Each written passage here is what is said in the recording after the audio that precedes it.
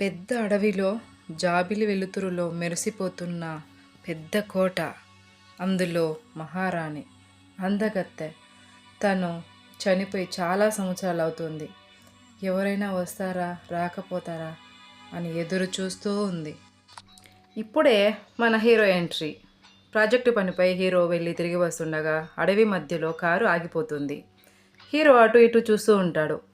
ఏంటి చుట్టుపక్కల మొత్తం అడవే ఉంది, ఒక ఇల్లు కూడా కనిపించట్లేదని హీరో వెతుకుతూ ఉంటాడు. అలా వెతుకుతూ ఉండగా మన హీరోకి ఒక దూరం నుండి ఒక ఇల్లు కనిపిస్తుంది. ఆ ఇంట్లో లైట్లు వెలుగుతూ ఉంటాయి. ఎలాగో ఇల్లు దొరికింది, ఈ రోజు నైట్ ఇక్కడే ఉండి పొద్దున వెళ్ళిపోదాం అని హీరో వెళ్తున్నాడు.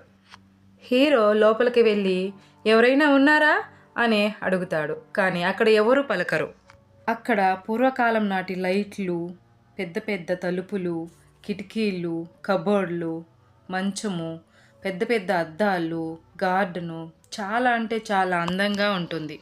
మన హీరో అలాగ చూస్తూ అన్నీ చూస్తూ చాలా బాగుంది ఇల్లు, కానీ ఎవరు లేరేంటి అని ఆశ్చర్యంగా ఆలోచించుకుంటూ వెళ్తూ ఉంటాడు.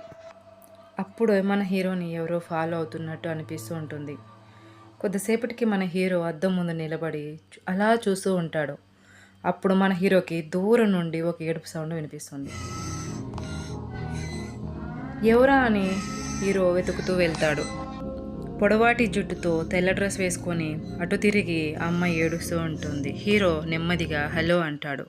ఆ అమ్మాయి ఒక్కసారిగా తిరుగుతుంది. భయంకరమైన ముఖం.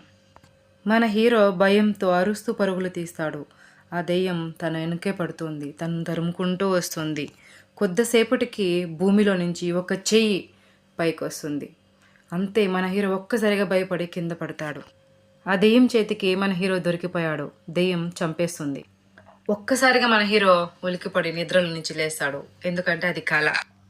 చూసారు కదా ఫ్రెండ్స్, ఈ స్టోరీ మీకు నచ్చినట్టయితే మన ఛానల్ని సబ్స్క్రైబ్ చేసుకోండి.